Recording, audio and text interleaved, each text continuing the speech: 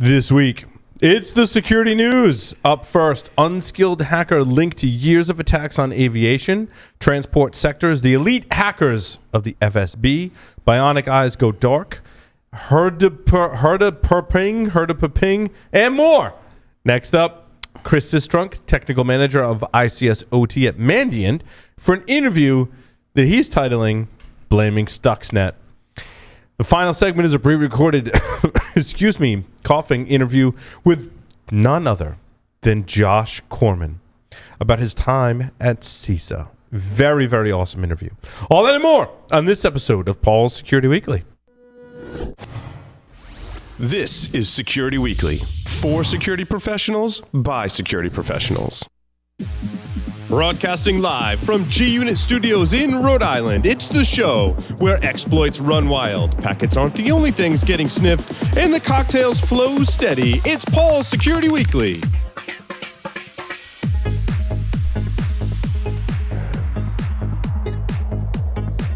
Yeah, no, I'm live.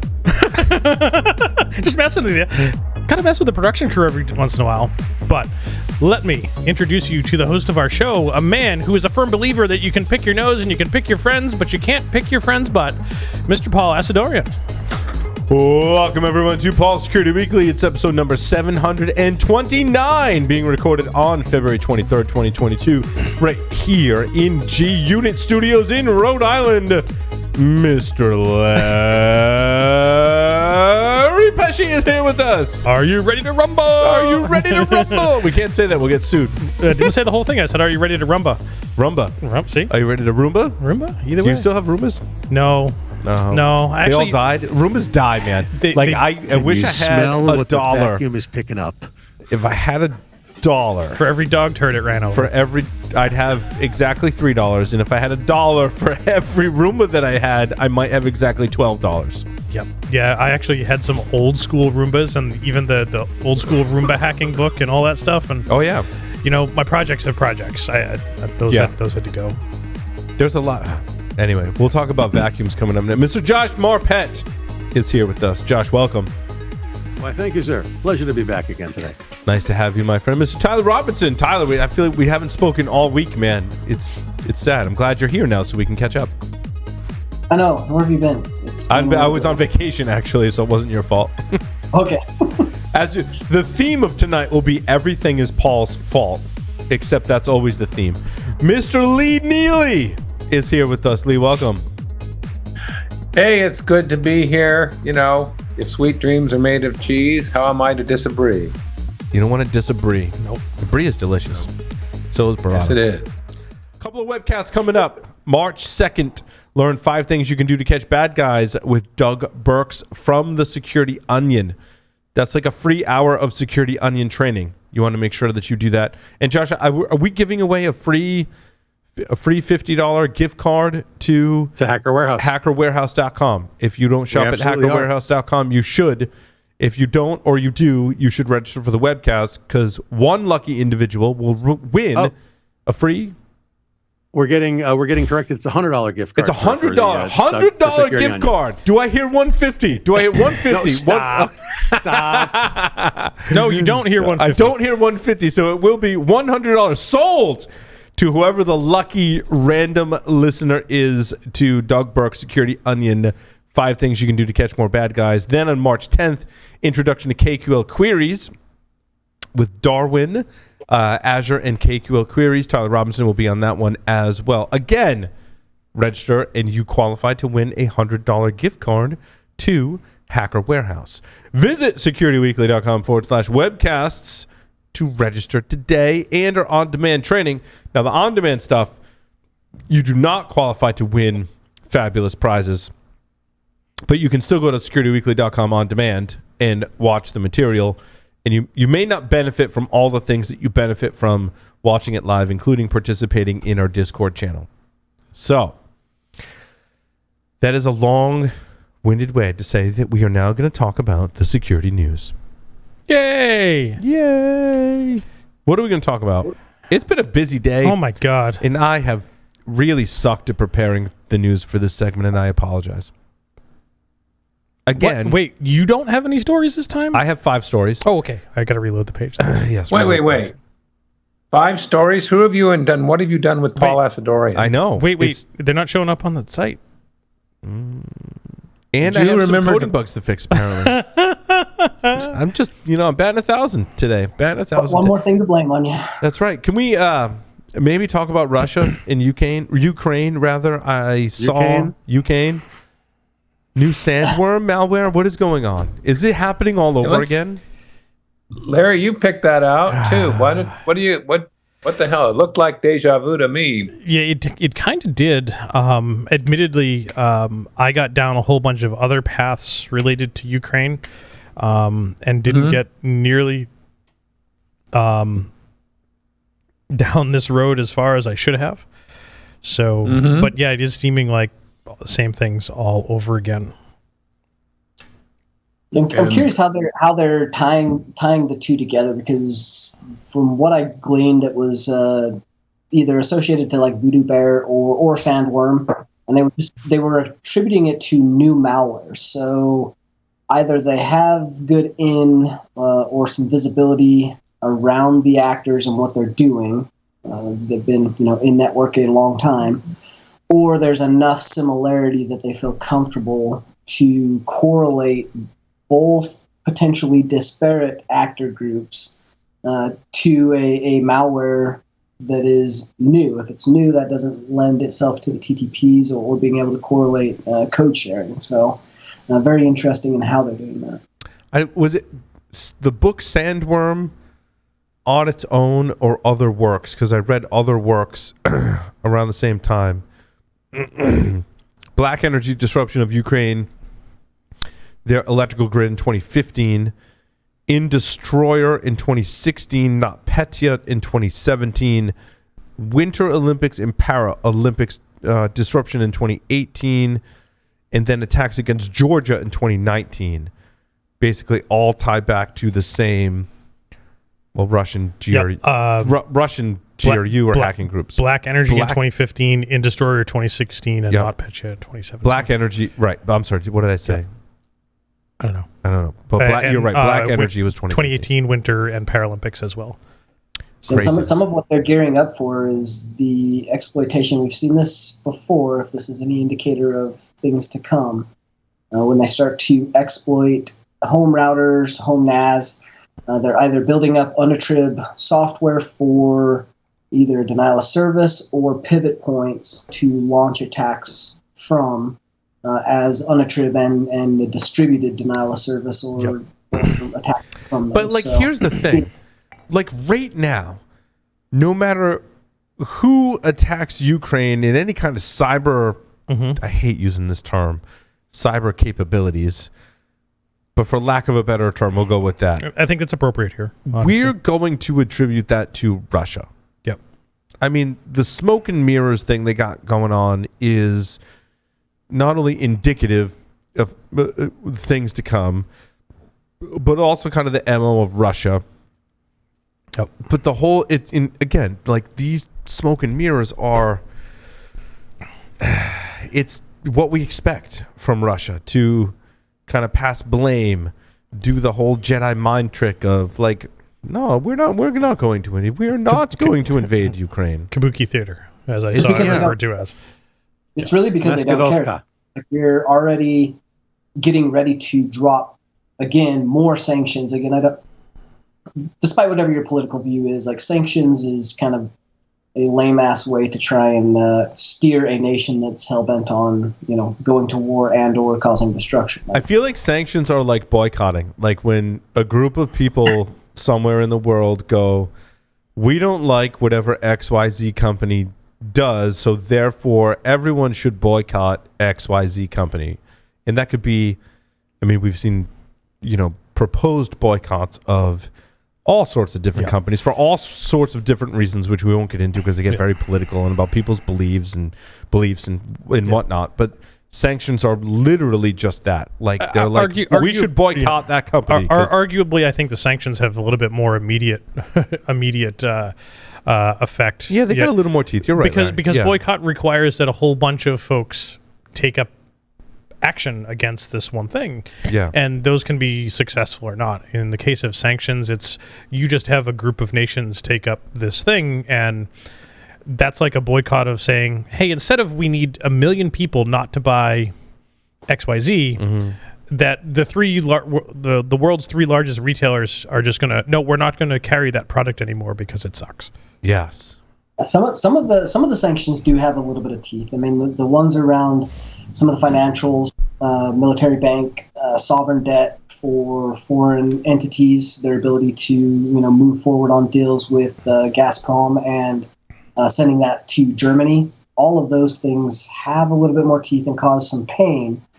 Right. But again, these guys are already at a point where they have no out. Putin either would cut his losses and say, halfway through and back with his tail between his legs. Not going to happen. That's Putin. Or he moves forward and it's kind of a damned if you do, damned if you don't. There's no escape for him, so he is. Yeah.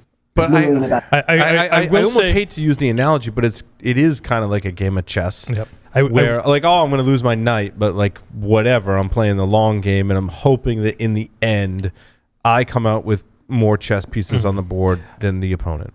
I will make a comment here just to keep us on track a little bit here that I am no longer an infectious disease specialist. I am a international political analyst now. So that's where my expertise Facebook are. certified? Yeah, Facebook certified. So nice. I think we should don't say on the air. You should save that for Facebook comments. Larry. I know I should, but I just want to make sure that maybe we're not going too far down the political thing and stick to the cybers, as it were. But it does. It does. I mean, there's very much a tie to cyber. I mean, Marpa's got a comment. Go ahead, Marpa.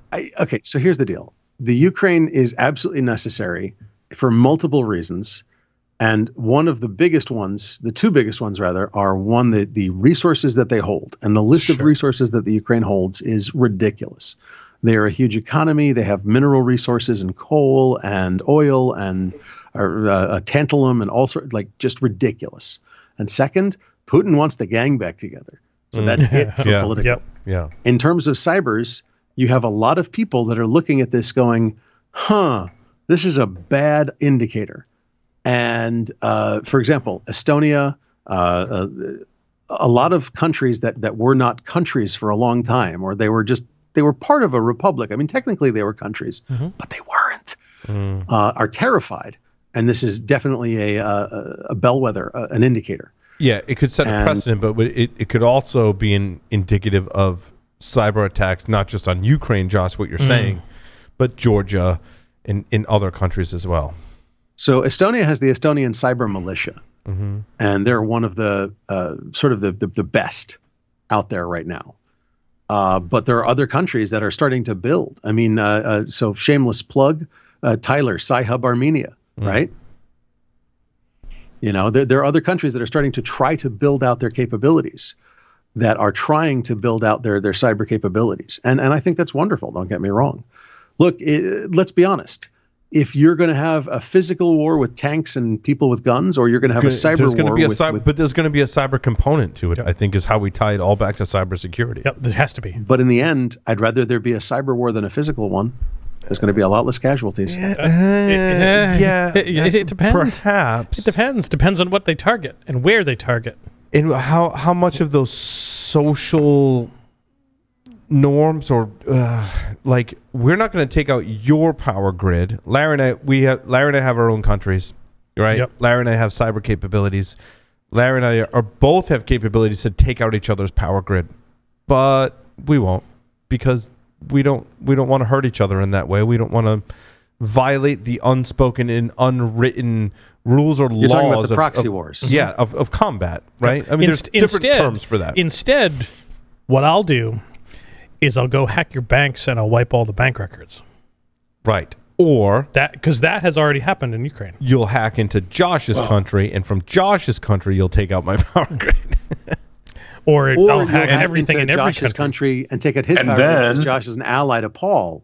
And so in the proxy wars, you take out all the friends and you try to deprive your opponent of their friends without directly attacking them. Yep. Yeah, no, I get it. This will all play out. But this will all play out basically on the internet. Lee, there is no end that. Yeah. So and then one other move, you're going to turn around and you're going to DDoS him so that their internet's completely frozen.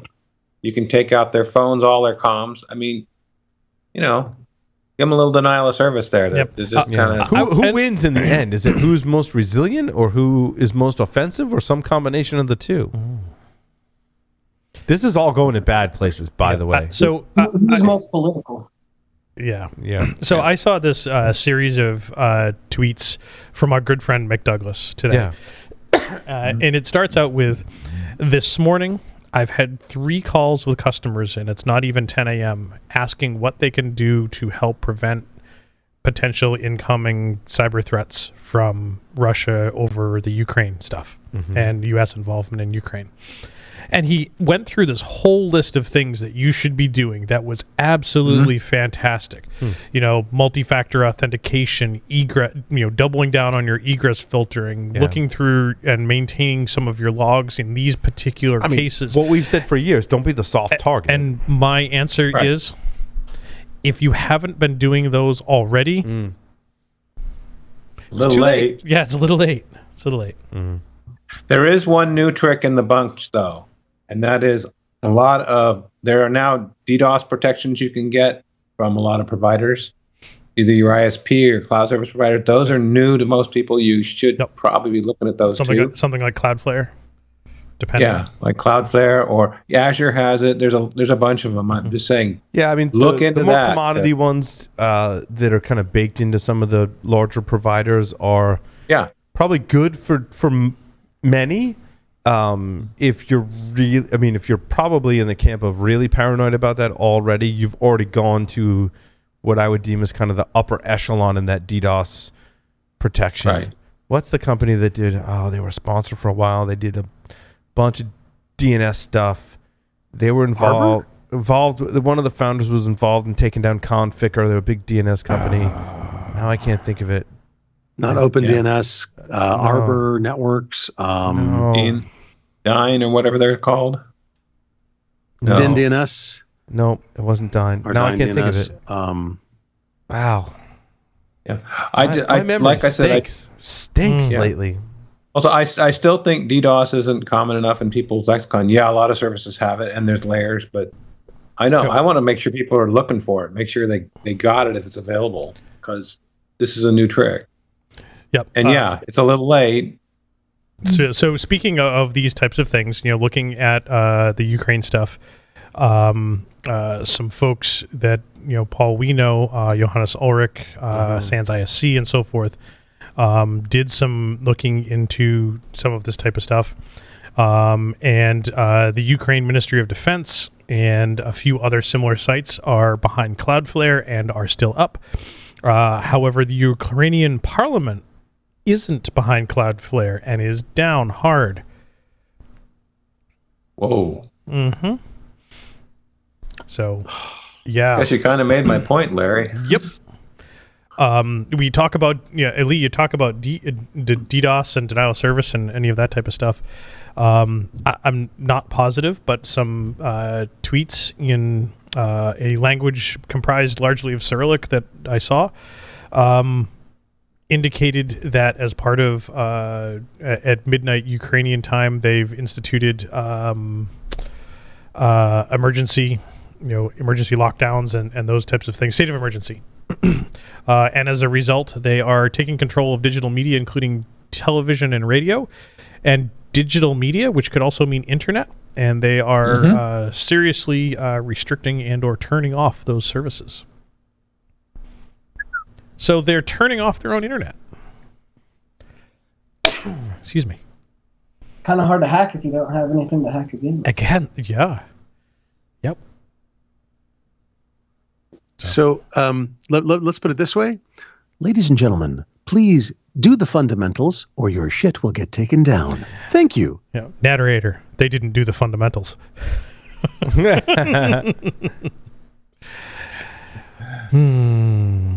Unbelievable. So back to a little bit of our original story, Lee. Mm-hmm. It's and Tyler, to some of the stuff that we're seeing from CISA, they are, they've apparently got some pretty good indicators that this is the same group with Sandworm that has switched up their their tactics a little bit to use their new, quote, Cyclops Blink stuff and the VPN filter malware.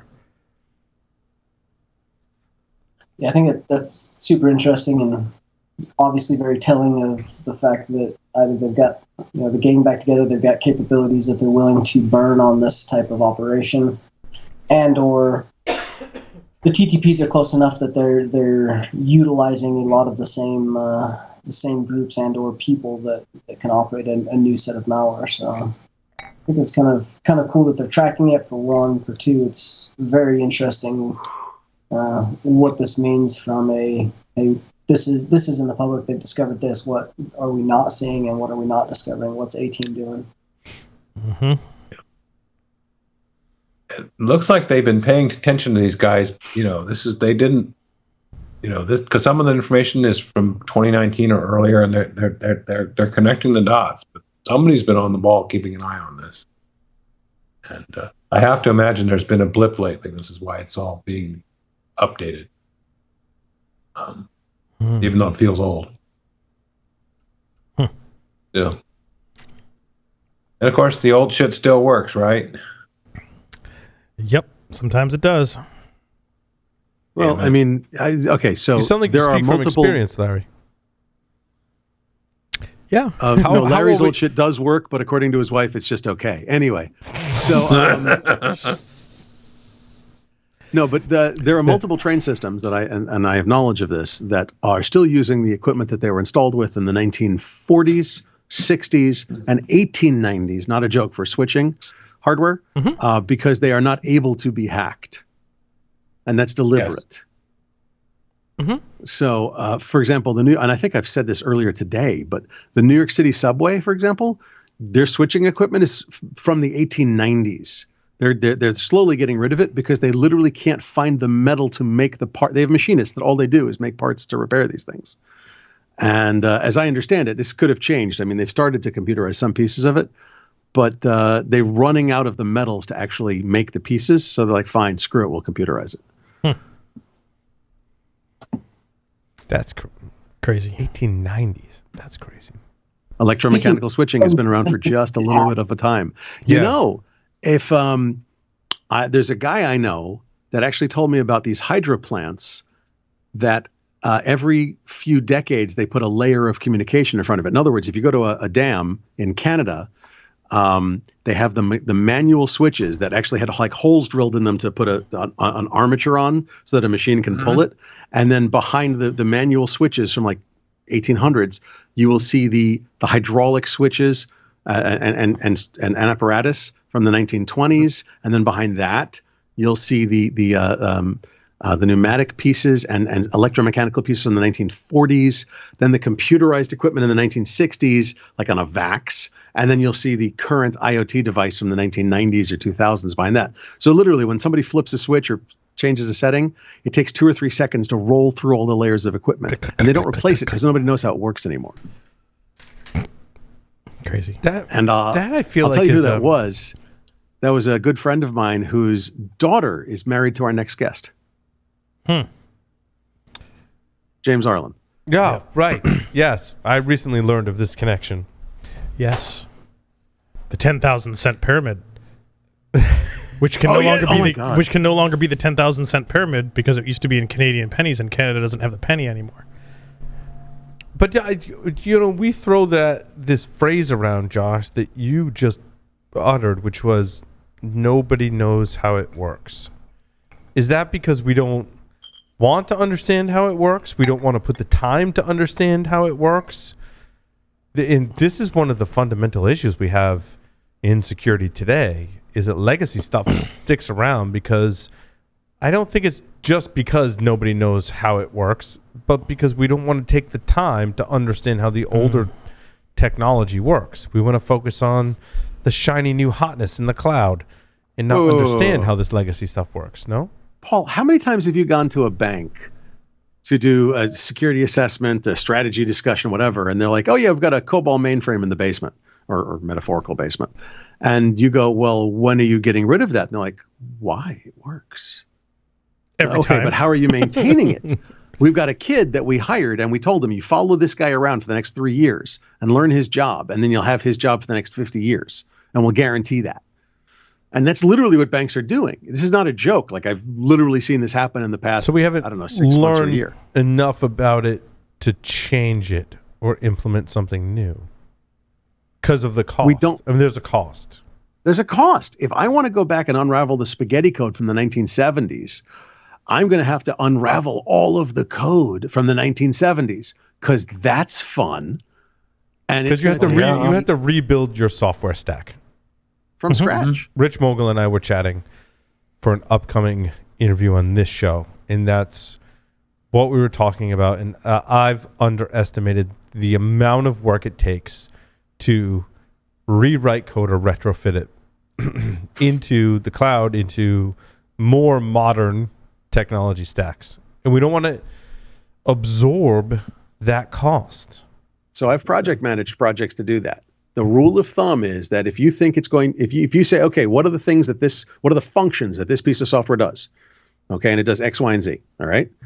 Okay, so what would it take to build that from scratch? Brand new, never saw a line of code, whatever. Well, it would take us 1,000 hours. All right, we've got a program that does it, but it's spaghetti code from 20 or 30 years ago. What will it take to, transfer it over? At least 1,200 hours. Because first you have to understand what it does and unravel it all. Then you have to rewrite it from scratch.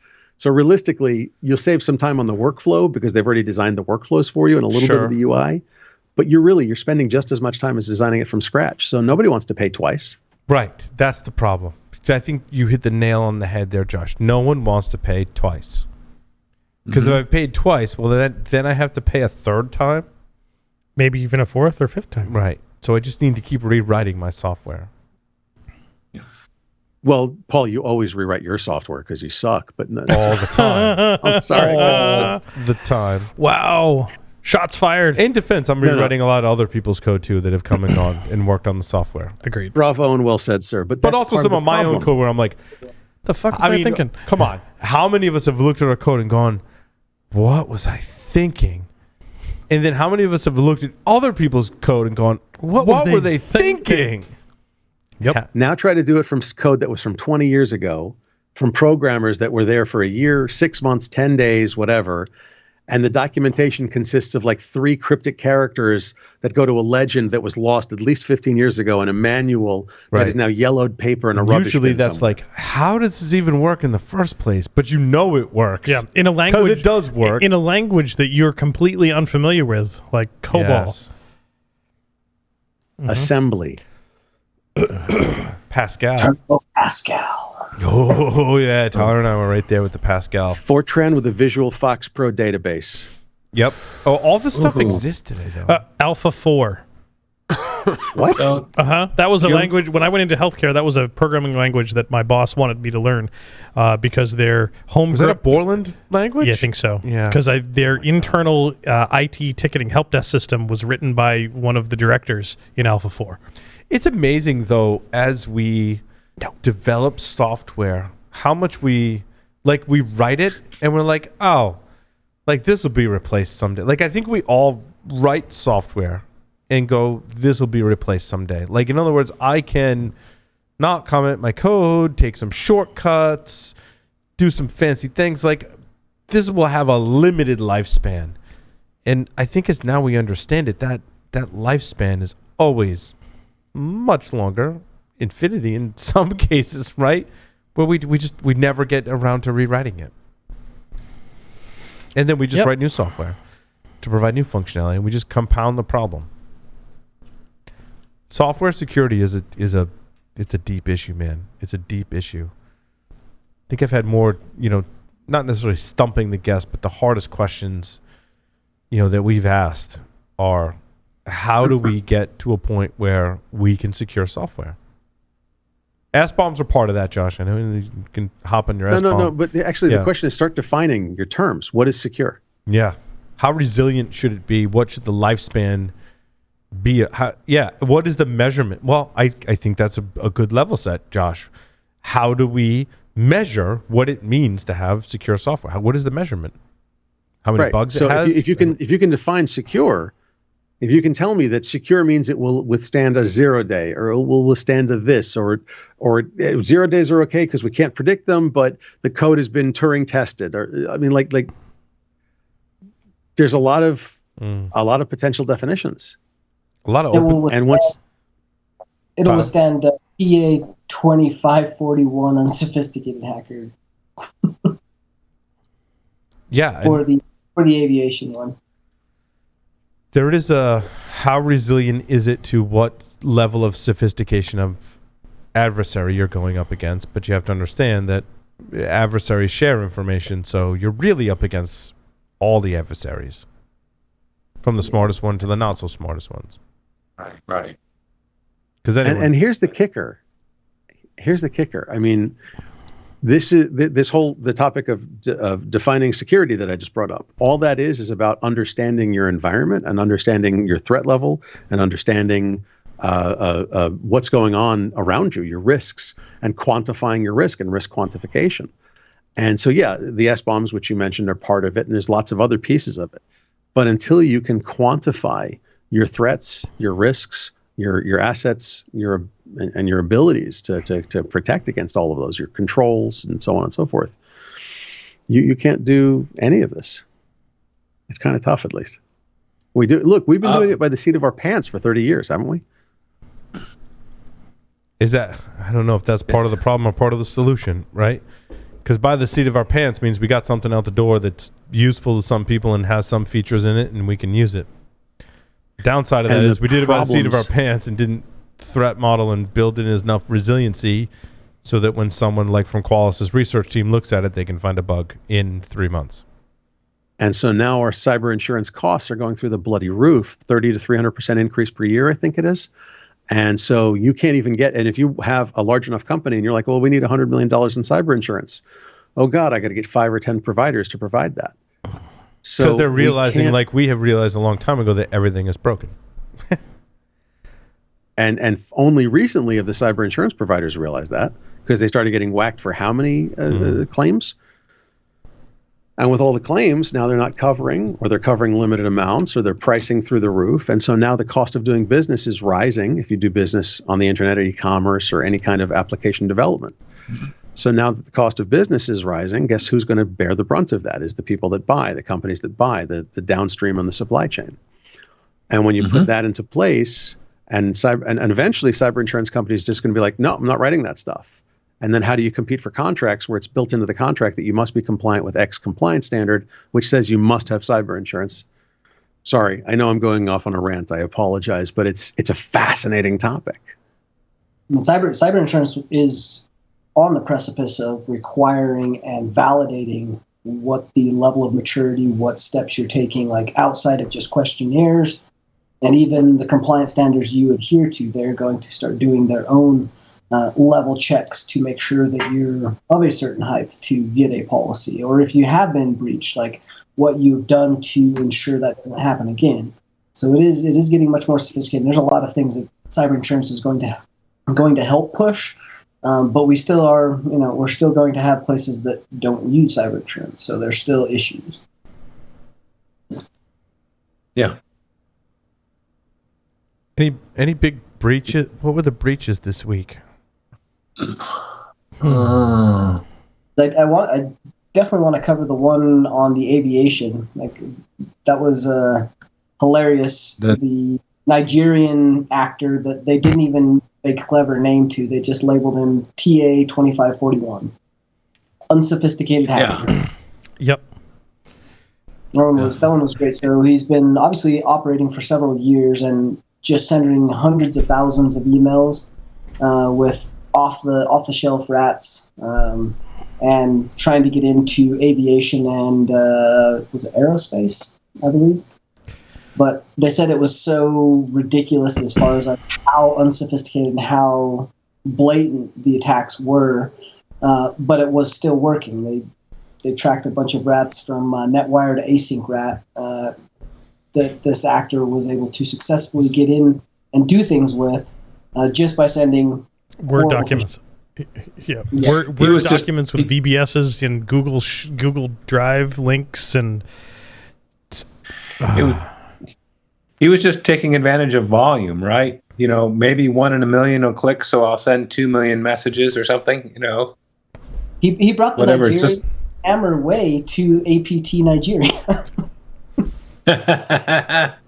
It's true. It's that like why balance of sophistication and unsophistication in a target. Like you can be, I think, unsophisticated and cast a wide net and have a level of success. But Yep. the more targeted you are, I feel like the more sophisticated you have to become. But this guy proved me wrong.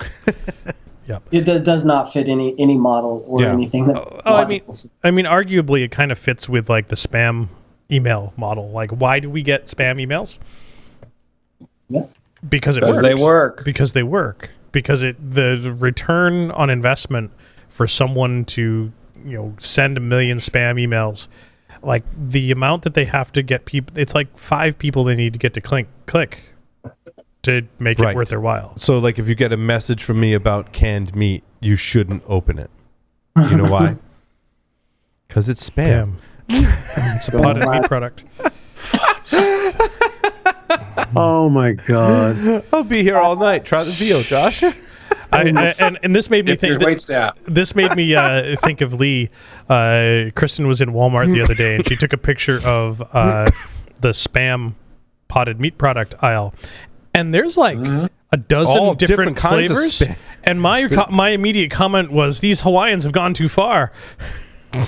With their Oh ham. no! For Yes. pandemic stock up, we bought this like several different varieties of spam. We've been eating it over the last few years, of course.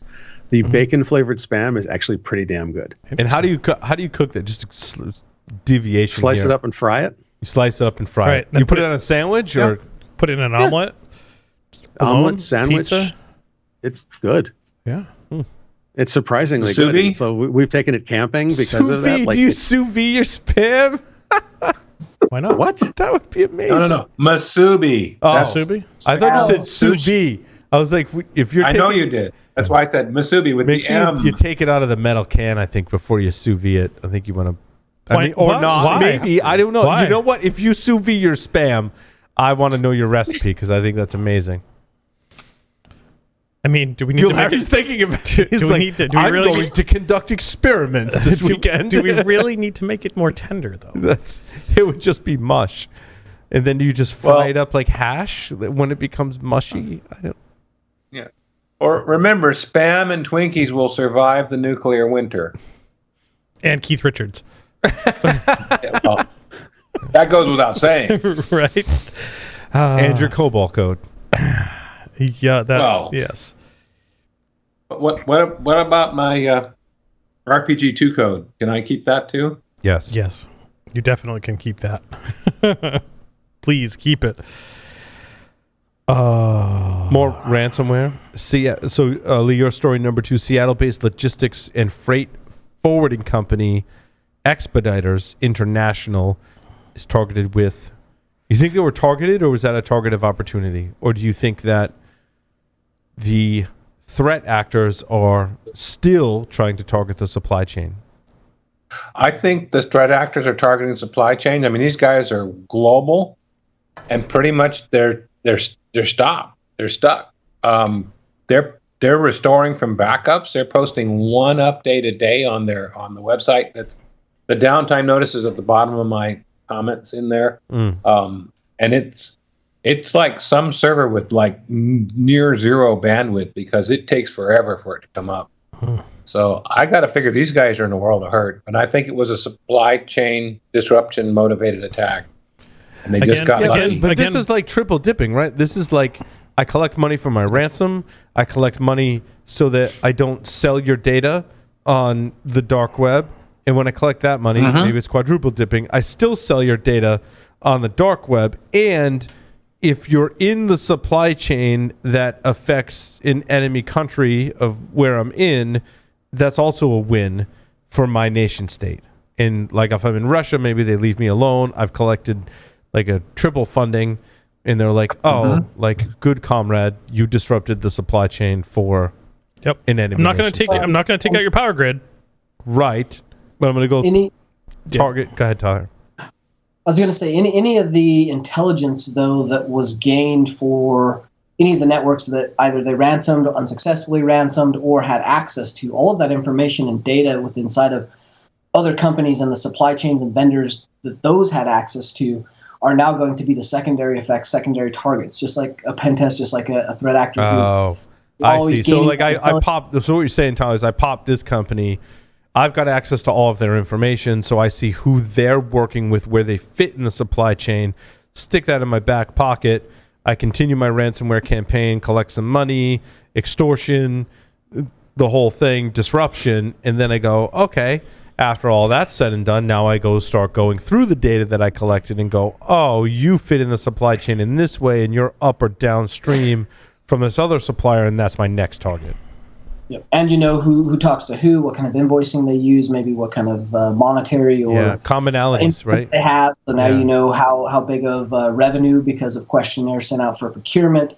So you start to build these target lists from targets that you've already acquired, and that just starts to tree out. And we'll see this for many years to come, I'm sure. And the Port of Los Angeles has created a new cyber resilience center. Mm-hmm. Kind of makes sense. Yeah, that's a deal. But we've seen a lot of what's been happening at the various ports across specifically the state of California, and there's a lot to unpack there, right? It's not just it's the ships, it's the ports, it's the offloading the containers, it's the containers getting on the truck, and then also now getting on the right truck. Getting on the right, yes, not. There's a lot of nefarious things happening there, but now also protecting that infrastructure against cyber attack seems to now be in the forefront. But also, I think making sure that infrastructure just works, regardless of a cyber attack or not, maybe should take a higher priority to make sure we can get the goods into the ports, get them to the right places. Also, concurrently, perhaps this initiative is also important to make sure that from a cyber resilience perspective, which I actually like the term, that they're operating to be able to defend that infrastructure. And then the question is, where's the funding come from? That was my question. Like, that's great, and ports are very important. They're almost critical infrastructure, and there's a lot to do. You can get a lot of info, pass off goods. There's billions of dollars sitting there that can be transactioned in dark webs, But how do you actually do a good job around this from a cybersecurity standpoint? And then if you are doing that, like, how do you get the funding and the talent to do this? There's a lot of other, I would say, bigger fish out there that are in the public or the limelight or being attacked more readily than the port. But it's kind of cool that they're doing it, I guess, but it's also an interesting strategic play from California for places that may not be the top of my priority list for cyber resiliency programs. So they hired IBM, which we know isn't going to be inexpensive, but they're big. They're going to have the resources to get the job done. So, and you're right. It's not going to come out of the goodness of their heart. I'm sure they're getting funding from the state, but I'm sure they're also going to be hitting the tax on the shippers. Hopefully not too bad. There's also some interesting data from the SANS Internet Storm Center that shows the rise and fall of Log4Shell. I mean, this graph is really interesting. I mean, we talked about Log4j a lot. I mean, there was a lot to be said about that vulnerability. We all rang the bells, alarms, and whistles. But as Johannes's graph shows here, like, starting in like early January, according to their data sources, people kind of lost interest in looking for this. I'd like to see some other studies to correlate this to say that's really true, or I struggle with what happened here from vulnerabilities patched from what's now vulnerable. in comparison to what's being targeted and or scanned. I mean, yeah, you're going to have a lot of security researchers, you're going to have a lot of security vendors, you're going to have a bunch of people trying to blog about it, a bunch of people trying to learn about it, a bunch of companies trying to see if they have it. So you're going to see a peak, and then you're going to see the downward trend of that. But you're also, if those aren't patched or if companies don't know about it still, you should still see a pretty steady line of, we'll say, semi-sophisticated actors picking this up and leveraging it. That, or they've picked it up, implanted, and patched it for them so that there's not other actors inside the network, which is also a possibility. Or like most people have scanned for this, and now it's settling out, including good actors and bad actors alike. Like, are there scans showing maybe some good actors scanning? It depends on how they're collecting this data.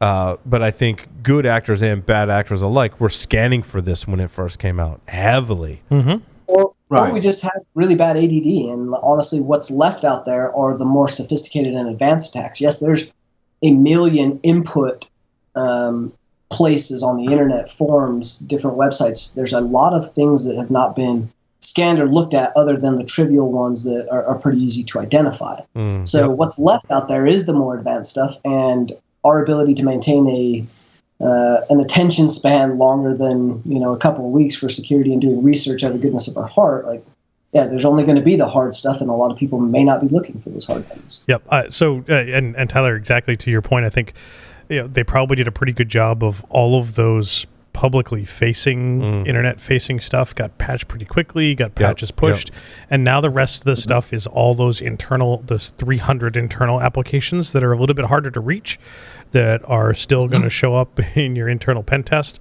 that haven't been patched. You don't know that it has Log4j, so I think maybe that's part of it. I also look at this graph, and the timeline looks pretty interesting to me, in that it goes up, and then it falls off around and at the lowest right about Christmas. Yep. And then there's a big spike right after Christmas. Like a bunch of security researchers taking the week between Christmas and New Year's off. That's a good observation. Hey, I've got some free time. I want to check this thing out. Like, this was a big deal in the news a couple of weeks ago. No way. I'm just saying. Just saying. That's my interpretation of the data. But then I mean, to Tyler's point, like, then the stuff we're looking for now, maybe it evaded the sensors. Like, the way I'm looking for it now is different, and not necessarily blatantly scanning the internet for test strings that we know to exist. I'm scanning it differently now. Yep. Maybe. But maybe, right? I mean, we don't know. Yep, Lee. So look, one of my questions is, do you think with a drop like this, people will say, good enough, we'll stop trying to fix Log4j, and it just will remain one of those exploits that's from 5 years ago you read about in the SysUp page that still works because people stop fixing it? Probably. I think you're going to find a lot of internal applications. You're going to find a lot of places in which this might get used to embed hardware or more difficult, obscure areas. Medical is a great one. ICS, OT, manufacturing, all those places, we're going to see this for a while, and it's going to be leveraged to gain kind of that initial foothold or the initial execution point once an actor has a foothold in the environment. So it's going to be kind of a go-to. I think it's going to be similar to like Eternal Blue. Once an actor's internal and has that C2 available to him, he's going to find something like Log4j, use that to make his pivot to other more interesting things. Hey, I totally agree. It's an entry point. Go ahead. I was just going to say, remember that case where the journalist was accused of hacking by doing view source? Yes. And I think, as we predicted, Missouri Governor Mike Parson announced that he first wanted to prosecute the journalist who had warned them about that flaw, and last week says that no charges would be filed. Let's be clear. The governor didn't say fuck all. The governor's office couldn't be reached for comment, but the prosecutor hired brought the state police in for an investigation, and the prosecutor and the state police found that There was no crime committed. There was no crime committed. It was information that was available to the public for 10 years. Mm-hmm. And the particular journalist was being prosecuted for conducting journalism and was acting in good faith. And I want to say the journalist in this case practiced responsible, tried to contact them about it. They contacted, did the disclosure, and said, "I'm not publishing my article until it's fixed." Right. Yeah. I mean, not only did he not hack the system, he just viewed source. He actually responsibly disclosed it. I mean, hello, we need to reward that behavior, not punish it. And the specific article said that governor's office couldn't be reached for comment or did not respond to comments, and that some of the folks involved felt that the reporter was being persecuted for the failures in the governor's office, right, and their failure to secure that stuff. So they were they were turning them into a scapegoat for things that they had screwed. Yeah, I was going to say the word is scapegoat, right? Yeah. And like Ona, I mean, we've all made software, and we've all made software that has flaws in it, and just own it, fix it, be transparent. Transparency is the key. I want to go back, Tyler, to there was a quiz system. Now we all know about these quiz websites, right? And I think it's a really good segue. I don't know what's happened since with disclosure on this particular issue, and I'm not sure how widespread these types of problems are in these types of websites and or products, I guess you could call them, where we all know what we're talking about. I don't want to name names, right? But we go to a website and we all register for the same game. It presents us with questions and there are answers and we answer them. Some of them are recording your time to give your answer, and all of them are obviously recording your answer to said question, so we can all play games together online. And I think a lot of us have played these games. We've used some of these here on the show. What folks found, some of our very astute listeners have found, is that a number of different vulnerabilities could exist in some of these systems, right? The ones that, for example, track the time and the answer is in the browser. So if I intercept the requests and responses, I can alter my response to have the correct answer and have a time value of whatever value that I want.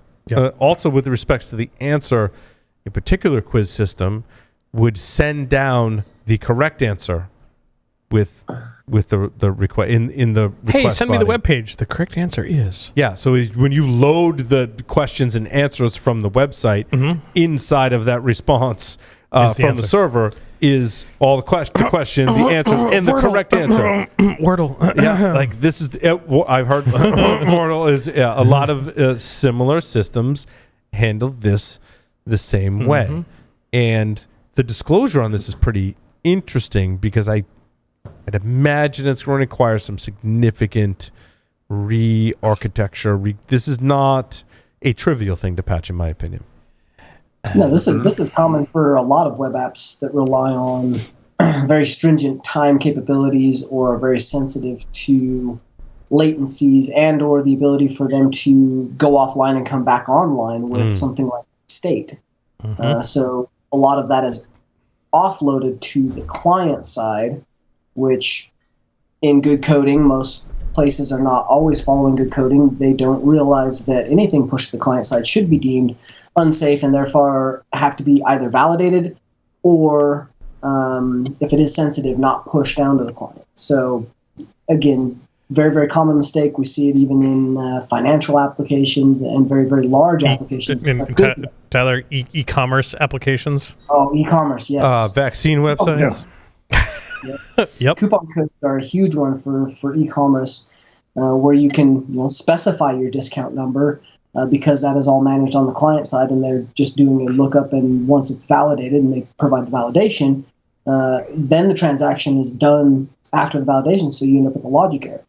Yeah, don't So there's- push the price of your product into the browser in a field that you can send back in the response. Or more importantly, you don't trust the response that comes back. Correct. Yeah. I think a lot of this is done for performance, Yeah, right? I don't want to have to go make a read to my database to validate what's coming down. I want to read what's in my database once. I'm going to push that down to the client. It does all the validation. I don't want to validate every single item in the cart that is the price with my database, because that takes a performance hit. That's just my guess.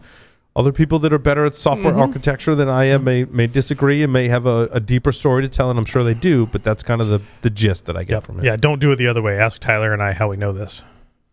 It happens. I heard you guys tell that story. Yeah. Uh-huh. Yep. It's crazy. Hopefully we get that stuff fixed, though. But again, the fix is not.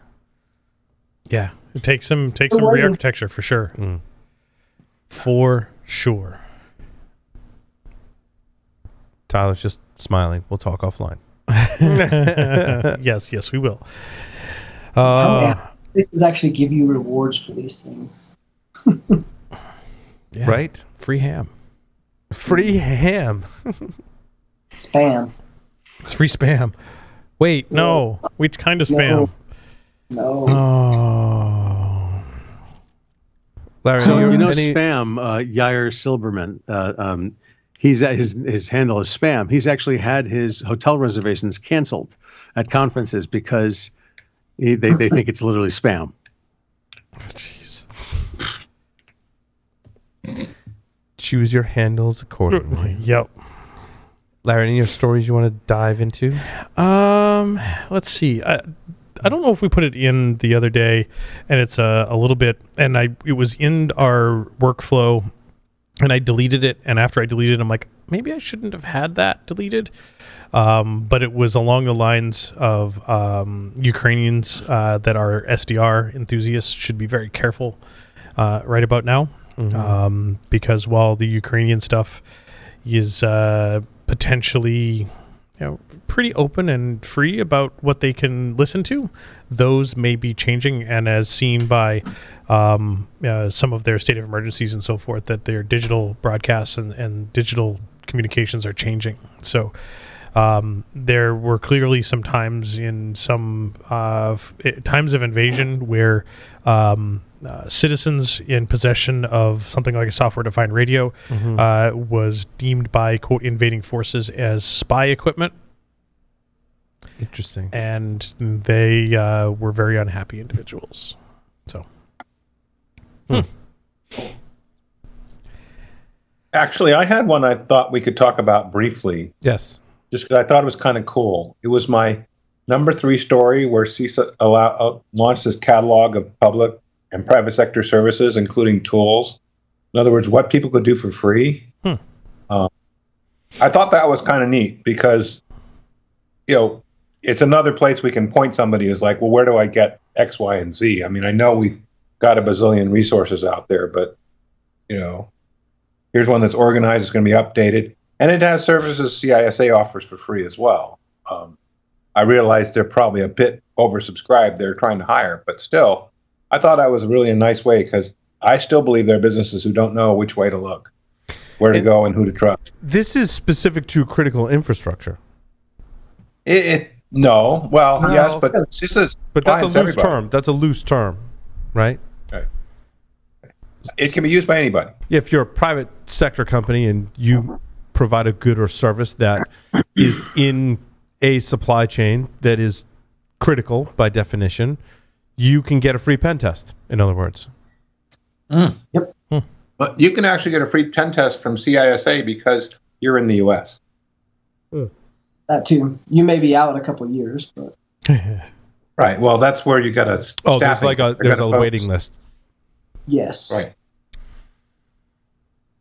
But Interesting. like I said, they're focusing on critical, but like I said, their services are available for everybody. Make contact with your local CISA people. Talk turkey with them about what's when, and how are they prioritizing. Our guys up here are hiring like mad. I don't know if you remember his name, Tyler, but it's Josh Stemp. who used to be InfraGard. Yep. He's a local Idaho contact now for the whole state. Robert Akey's still over there. Unfortunately, Jason Hill just left. But there's a pretty awesome crew here. Jason's still here. Well, Well, like I said, they're worth knowing.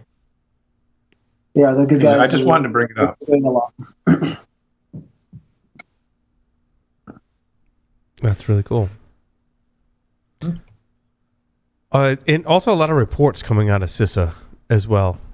That just the sheer volume, finding the nuggets in there, I think is if anyone has links to that stuff, I think that's really good. That's a positive thing. Some pretty cool data that they've analyzed that'll be showcased in some upcoming segments here on Security Weekly that I learned about today. Cool. So make sure you stay tuned for that. Yeah. What else we got? The FSB article was actually pretty good. The website itself was very interesting. It was a little bit hard to navigate, but it was also fun to navigate because it was not like a regular website. But they kind of just walk through a lot of, we'll say, what they've attributed to FSB, which, again, I think they're blanketing the FSB and GRU, which some things may not overlap and are two separate and autonomous groups, but they do cover some of the cool stuff around FSB and the capabilities and why they're who they are and why they've been doing it for so long. So I thought it was pretty cool. Or for those that don't know FSB, I think it's what is it? Tarula Group and Ouroboros. I think that's Ouroboros. Ouroboros, yeah. The snake eating its tail. Yeah, the world ending. Yeah, so there's some cool TTPs and history with inside of that, and they kind of go into what the group has been doing and for how long. Again, the website was very. Yeah, it's really cool. Yeah, it's interesting. It scrolls and actually navigates, but yeah, there's some cool stuff in there. That was a good article. Definitely one of the more unique presentations. Nice. So shall we wrap it up? Let's wrap it up and come back after a short break with our interview with Chris Sistrunk. Stay tuned.